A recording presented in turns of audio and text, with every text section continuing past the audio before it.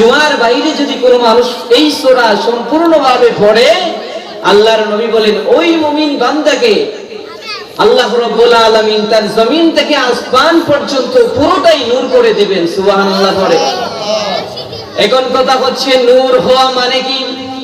আমি সূরা কাহফ জুমাবারে পড়বো অথবা জুমার বাইরে পড়বো, আমার জন্য নূর হবে, এই কথার মানে কি? এই কথার মানে হচ্ছে আমার আপনার জীবনকে আল্লাহ রাব্বুল আলামিন তার রহমতের চাদর দ্বারা বেষ্টন করে দিবেন। সুবহানাল্লাহ। যত ধরনের বালা মুসিবত আছে, সব ধরনের বালা মুসিবত থেকে আল্লাহ রাব্বুল আলামিন আমাকে আপনাকে উদ্ধার করবেন। আল্লাহু আকবার। এই জন্য সূরা কাহফ পড়ার দরকার আছে না নাই?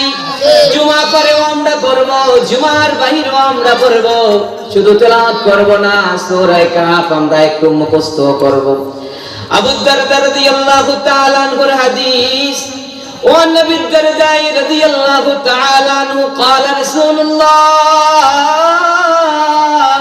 সাল্লাল্লাহু আলাইহি ওয়াসাল্লাম মান হাফিজা 10 আয়াতিন মিন আউয়ালি সূরাতিল কাহফ ওয়া ফি রিওয়ায়াতিন উখরা মিন আখিরিহা উসিমা মিন ফিতনাতিদ দাজ্জাল।